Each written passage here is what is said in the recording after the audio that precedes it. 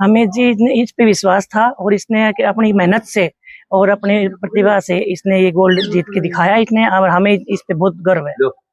मैं खुद को बोलता हूँ आई एम द चैंपियन, जीतने के लिए बना हूँ। मैंने आज तक कोई भी मेरी हिस्ट्री देखो, किसी भी गेम में ऐसा हुआ ही नहीं कि मैं बिना मेडल घर आया। मैं साहिल जी ने जो प्रतियोगिता में स्वर्ण पदक जीता है, इसके लिए धन्यवाद देने के लिए घुमरिया जी की टीम से हम आए हैं। कोई भी एमएलए प्रधान कोई भी नहीं आया यहाँ पर, बिल्कुल नकारा एमएलए विधायक। हर खबर का मतलब ब्रेकिंग न्यूज नहीं, 24 घंटे का न्यूज चैनल फोकस न्यूज, जनता की बात जनता के साथ। Time focus Sanjay news channel से मैं संजय सर हमेशा छिपी हुई प्रतिभाओं को और जनता की बात जनता और प्रशासन तक पहुंचाने के लिए उपस्थित रहता हूं।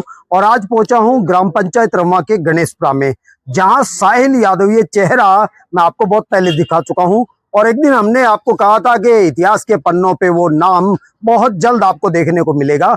और ये गले में जो गौरवान्वित करने वाले वो मेडल आप देख रहे हैं, ये इनकी पहचान है, जो इन्होंने अपने क्रियाओं से और उस कार्य से देश को गौरवान्वित किया है और परिवार के बीच में पहुंचे हैं। आज बहुत बड़ा वो स्वागत सम्मान ग्रामवासियों की तरफ से। मैडम जी, इनके सम्मान समारोह में आप भी शामिल हुए हैं। इनकी प्रसिद्धि और इनके कार्य के बारे में पूरे करोड़ों भारतवासी जानना चाहते हैं। जी नमस्कार, मैं रंजना यादव, साहिल की आंटी, और हमें बहुत खुशी है साहिल इस मुकाम पे पहुंचा है और एक छोटा से देश में, छोटे से गांव में से निकल के और इन्होंने इतनी बड़ी गोल्ड मेडल हासिल किया है, तो हमें बहुत खुशी की बात है। इसके लिए धन्यवाद।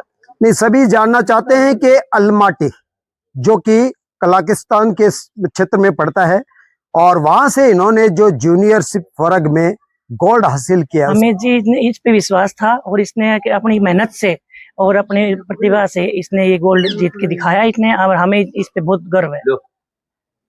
चलिए तो आपको जानकारी देते हैं साहिल यादव से ही, और ये बताएंगे कि किस तरह से संघर्ष उनका रहा यहाँ राजस्थान से लेकर के और उस क्षेत्र में। नमस्कार सभी को, मैं साहिल कुमार, अंतर्राष्ट्रीय खिलाड़ी पावर लिफ्टिंग का। इससे पहले मैं नेशनल में गोल्ड, एशियन में गोल्ड, फेडरेशन कप और नॉर्थ इंडिया में भी मेरा गोल्ड आ गया था।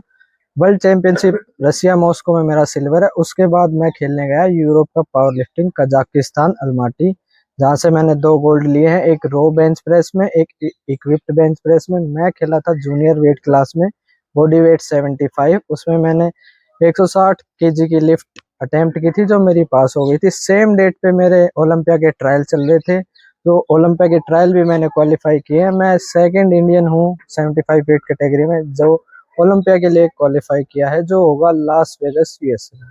Thank you so much. खेलने से पहले की स्थितियां, आप जब उस फील्ड में नहीं उतरे थे, मैदान में नहीं पहुंचे थे, उससे पहले आपके मनोभाव कैसे थे कि मैं कर पाऊंगा या नहीं कर पाऊंगा, न जाने कैसा खेल रहेगा पूरा, कुछ जानकारी अभी थोड़ा सा हम सुनना चाहेंगे। मैं पहले से ही खेल की लाइन से ही था, 100 मीटर का एथलीट था मैं, स्प्रिंट का, केवी में।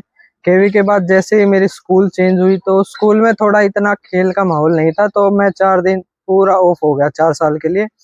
कॉलेज में जाने के बाद मैंने एनसीसी ज्वाइन कर ली, कबड्डी टीम ज्वाइन कर ली यूनिवर्सिटी की, ऑल इंडिया यूनिवर्सिटी की। अगर आप रिसर्च करेंगे तो उसमें मैं लेफ्ट कॉर्नर खेलता था। ऑल इंडिया यूनिवर्सिटी ट्रॉफी हमने एमआईटी यूनिवर्सिटी से जीती हुई है। फिर क्या, मेरे प्रो कबड्डी लीग के ट्रायल्स के टाइम पे मेरा घुटना टूट गया था, राइट वाला लिगामेंट काम करने ही बंद कर चुके थे, 6 महीने में बेड रेस्ट पे था।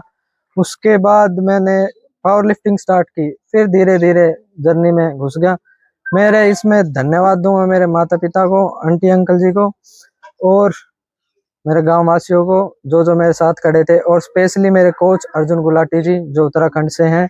वो मेरे साथ हमेशा कॉल पे रहे, रात के 2-2 3-3 बजे तक मेरी प्रैक्टिस चली है लिफ्टिंग की, जो मेरे साथ मेरी बैकबोन बन के हमेशा रहे हैं मेरे बुरे टाइम में अच्छे टाइम में। क्योंकि फैमिली में भी पापा के ऑपरेशंस वगैरह चल रहे थे, मैं यूनिवर्सिटी में था, मेरा टाइम शेड्यूल ये होता था, सुबह एनसीसी की ड्रिल के लिए जाना, पीटी के लिए जाना, 9 बजे फिर रेडी होके कॉलेज जाना, 5 बजे तक क्लास लेना, फिर 5 बजे आने के बाद एनसीसी की ड्रिल चलेगी 4 घंटे, फिर आपको कबड्डी ग्राउंड पे जाना, फिर धूल मिट्टी से आपको उठ के, आपकी बॉडी में इतनी एनर्जी होनी चाहिए, आपको लिफ्टिंग भी करनी है, रेस्ट भी करना है, असाइनमेंट्स भी करने हैं, वापस फिर अगला दिन शुरू होगा। तो यही लूप चलता रहता था मेरा, कुछ भी चेंज नहीं होता था, खाना पीना सब सेम। नहीं, अलमाटी में पहुंचे आप।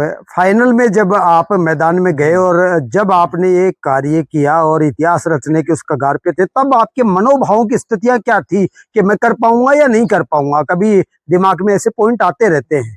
नहीं सर, ऐसा मेरे साथ हुआ ही नहीं, क्योंकि मैं नेगेटिव कभी रहा ही नहीं। मैं खुद को बोलता हूँ आई एम द चैंपियन, जीतने के लिए बना हूँ। मैंने आज तक कोई भी मेरी हिस्ट्री देखो, किसी भी गेम में ऐसा हुआ ही नहीं कि मैं बिना मेडल घर आया। मैं यहाँ गांव में भी अगर आप मेरी हिस्ट्री देखोगे तो मैं गांव आता ही नहीं। मैं हजारों की संख्या में आज आपका स्वागत सम्मान हुआ। आए हुए सभी मेहमानों को क्या कहना चाहेंगे? सभी का दिल से बहुत बहुत शुक्रिया जो आए मेरे लिए, अपने कीमती समय निकाला उन्होंने। आपके साथ के जो और खिलाड़ी हैं या आपके पद चिन्हों पे जो कार्य करने चाहिए, उनके लिए आप क्या कहना चाहोगे? लगे रहें, डिमोटिवेशन आता है। हर खिलाड़ी एक जगह, कोई बैरिकेड तो है नहीं कि आपने उसके नीचे लगा दिया यहीं खड़े रहेगा। वो डाउनफॉल भी आएगा, गिरे भी गा, प्रैक्टिस भी छूटेगी, कभी डाइट भी छूटेगी। कभी ऐसा टाइम आएगा कि एक ऐसी पीक आ जाती है आपकी लिफ्टें बढ़ेंगी नहीं। अब मेरी 160-70 है, वो एक ऐसा टाइम आ जाएगी कि रुक जाएगी, बढ़ेगी नहीं। आप कुछ भी खा रहे हो, कुछ भी पी रहे हो, उस टाइम पे बस आपको ड्रग्स का यूज नहीं करना। बच्चे शॉर्टकट देखते हैं कि अंदर इंजेक्शन लगाते हैं, उठा लेंगे। उससे आप टेम्पररी टाइम के लिए पीक पे चले जाओ, उठा तो लोगे, लेकिन उसके बाद की जो आपकी बॉडी की कंडीशन होगी, किडनियां खराब, हार्ट खराब, बीपी की प्रॉब्लम, तो ड्रग्स से दूर रहें अगर आप स्पोर्ट्स लाइन में आना चाह रहे हैं तो। आज के बच्चे जिस तरीके से परवरिश में ढल रहे हैं, माता पिता की सोच होती है कि इनको टोके नहीं, ये जो चाहते हैं वो करने दिया जाए। और बाद में एक समय कई बच्चों के जीवन में ऐसा आता है कि बच्चे माता पिता को कोसते हैं जब वो पिछड़ जाते हैं। नहीं, उसके ऐसे लिए में सर मैं ये बोलना चाहूंगा कि वो जनरेशन ही खराब है टोटली। क्योंकि जिस बच्चे ने अपने मम्मी पापा की तरफ देख लिया, घर के हालात देख लिए ना, वो तो शायद अपने ट्रैक से जाएगा नहीं।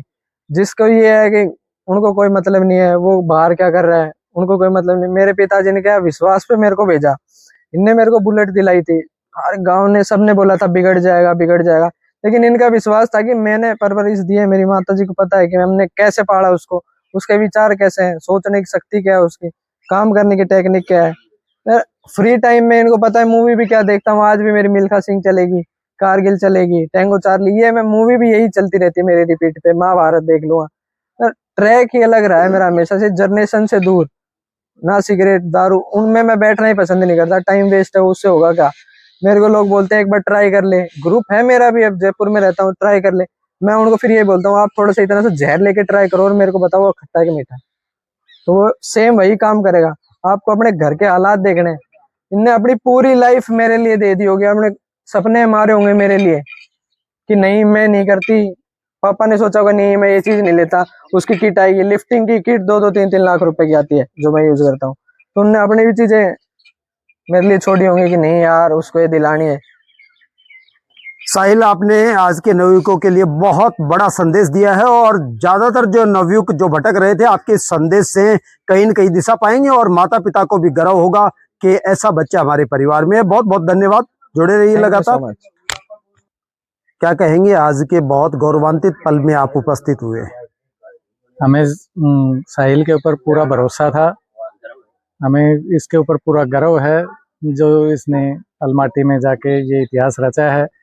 हमें बचपन से ही इसके साथ जुड़े हुए हैं, हम बचपन से इसको देखते थे, बचपन से ही इसके ऊपर हमारा पूरा विश्वास था कि ये भविष्य में चलकर कुछ करेगा, अपने माता पिता दादा दादी का नाम रोशन करेगा। और हमें आज बहुत ही गर्व महसूस हो रहा है कि जो इसने ये अलमाटी में इतिहास रच के जो हमें गौरवान्वित किया है, उसके लिए हम इसको तहे दिल से सपोर्ट करते हैं और आगे भी करते रहेंगे। जो भी ये अचीवमेंट प्राप्त करेगा उसके हम साथ हैं। मैं मनोज घुमरिया टीम की तरफ से बुधराम मीणा गांवली।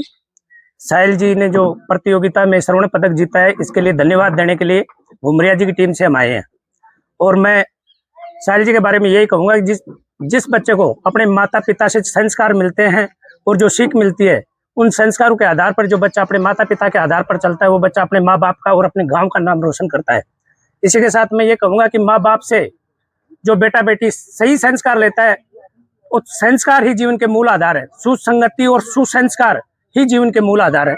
इसलिए ये अपने माँ बापू की कोशिश को जब पूरी करने के लिए अपना जी जान लगाकर इस मुकाम पर पहुंचा है और आज ये अपने गांव गणेशपुरा का खेतड़ी तहसील में और पूरे भारत में नाम रोशन किया है। और इन्होंने स्वर्ण पदक जीत के पूरी क्षेत्र का नाम रोशन किया है। जय हिंद जय भारत। ये अभी तक दादाजी भी सोच रहे थे कि मैं भी अपने पोते के लिए कुछ न कुछ संदेश व्यक्त करूं ताकि आने वाली जो पीढ़ी है वो कहीं न कहीं इससे प्रेरणा ले सके। मैं पोते का दादाजी हूँ। पहले जमींदारा करता था कृषि का काम, उसके बाद में राजस्थान रोडवेज में सर्विस की, उसके बाद में रिटायर होके अपने पोतों पर ही ध्यान दिया, इनको कामयाब किया। आगे भी कोशिश करेंगे कामयाब करने की। सरकार ने कोई मदद नहीं की, न कोई सुनाई की, न कोई पेपरों में आई। एमएलए विधायक सब ऐसे हैं राजस्थान में, कोई व्यक्तिगत सुनाई नहीं कर रहे, न कोई यहाँ आए, कोई भी एमएलए प्रधान कोई भी नहीं आए यहाँ पर स्वागत करने के लिए। इसलिए खेतरी तहसील में कोई भी नहीं है, विधायक एमएलए कोई भी नहीं, बिल्कुल नकारा एमएलए विधायक।